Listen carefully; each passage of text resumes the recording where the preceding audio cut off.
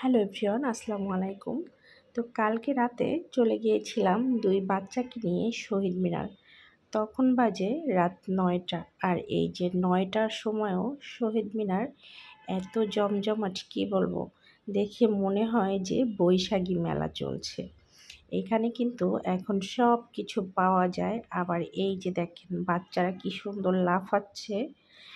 তো আর এই যে রাতের বেলা কত মানুষ শহীদ মিনারে।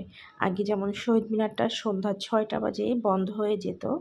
এখন কিন্তু রাত ১০টা পর্যন্ত খোলা থাকে। তবে আমার কাছে না এটা ভালো লাগে না। আমার মনে হয় সেই ৬টা বাজেই এটা বন্ধ করা উচিত।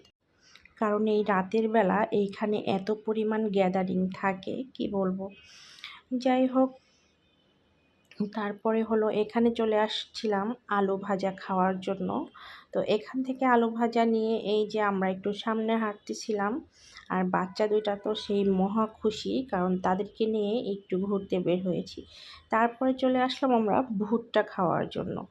তো ভুট্টাটাকে আমরা পছন্দ করে নিলাম কোনটা খাবো। তারপরে এটাকে খুব সুন্দর করে পোড়াইয়া দিচ্ছে, আর এটা দেখছিলাম আর একটু ভিডিও করছিলাম আপনাদের সাথে শেয়ার করার জন্য। এই যে আমার পুচুকু বাচ্চাটা।